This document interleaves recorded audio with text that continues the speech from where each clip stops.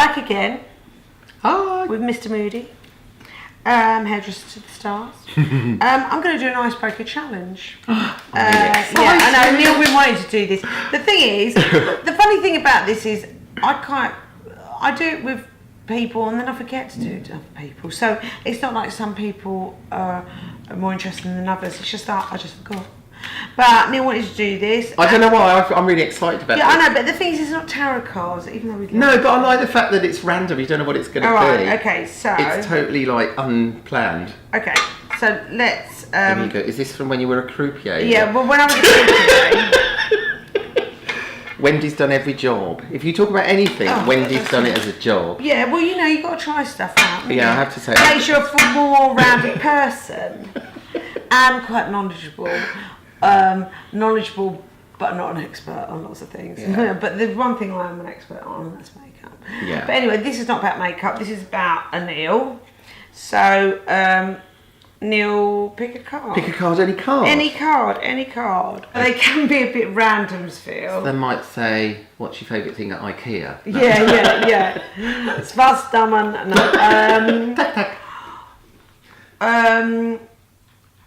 Are we going to read it? What is occupying your mind?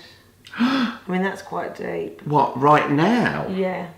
Well, right now, the fact I'm doing the icebreaker challenge. Oh my God.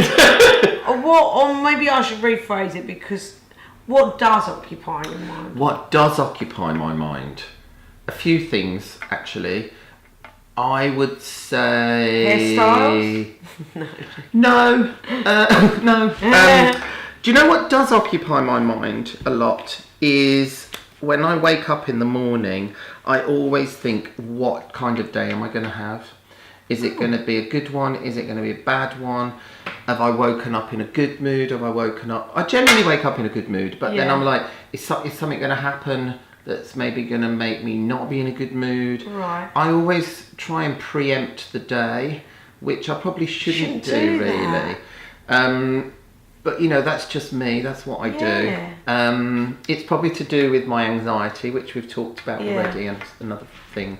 But yeah, that occupies my mind.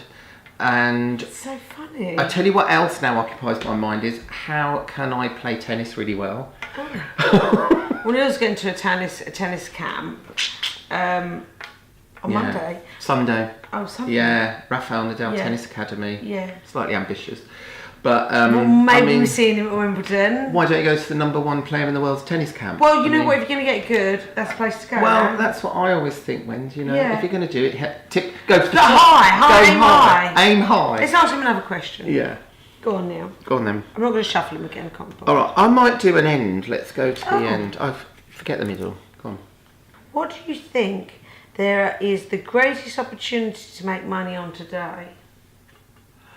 I would say, I don't know if it's necessarily the greatest, but I would say probably the easiest way today is on social media and promoting yourself as a brand, which so many people have done from the coming out of nowhere. And but actually, saying that, it's quite hard though, because some people, it works really well for some people, and then other people it doesn't work for at all. That's and true. I don't feel there's no rhyme or reason. It's not like, oh, they had great camera, you know, they had like, it was all professionally done and everything. Some people just do it in their bedroom. Right? Well, there's no rules. And then they have like loads of followers. I don't think there's any rules necessarily.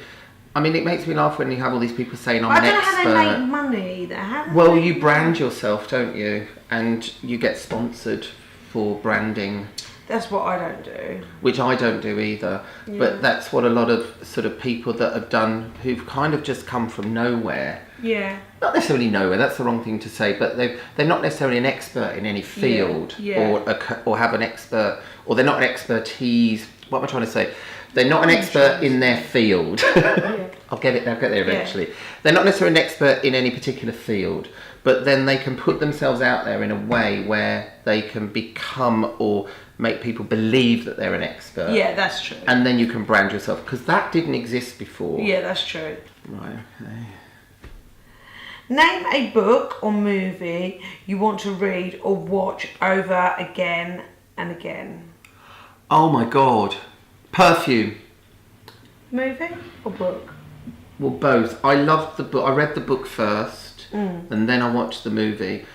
I actually thought it was going to be really hard for them to make that book into a movie because it's so much about smell, scent, and how they describe it in the book you then build up in your head. Yeah. And I was like, how on earth are they going to do that in a film? Because it's only one person's opinion of it. Yeah. And I must admit, I did go to see the film thinking they were going to give out scratch cards with the scratch and sniff. That's a nice little promotional thing that they didn't do. But they didn't do that. But I thought they actually portrayed it really well because obviously I think any book though, when you read it, you create the characters in your head, and everything that was in the film, to me, the people that played the characters were the people that I imagined in the book, which doesn't always happen. Yeah. One more for the road? I tell you what, you do one.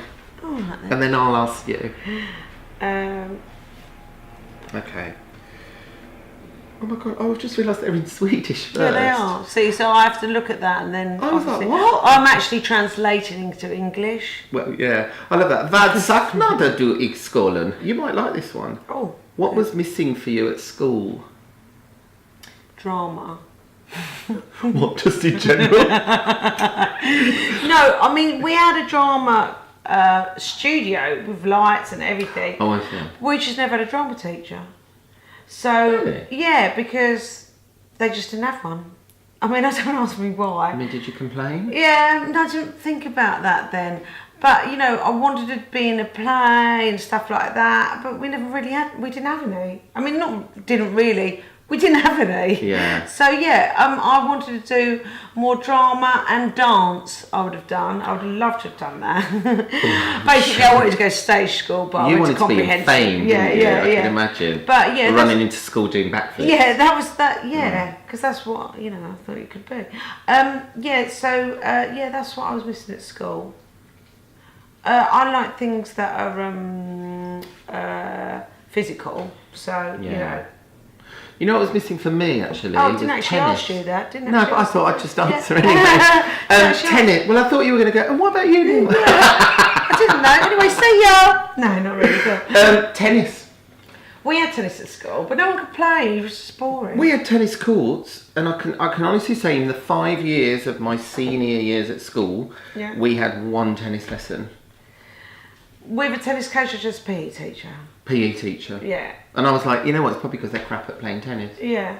So if they're watching, the any of my old games teachers are watching. I thought you were going to say gay teachers are watching. You can get in contact. They might have been gay, I don't know. Mr. Glendenning, Mr. Sotheby, and Mr. I can't believe you remember their names. I remember all their names. All you three, if any of you happen to be watching this, why didn't you teach us tennis? Answer on a postcard. Or just you can write a comment. Or write a comment to Wendy Rowe. .com.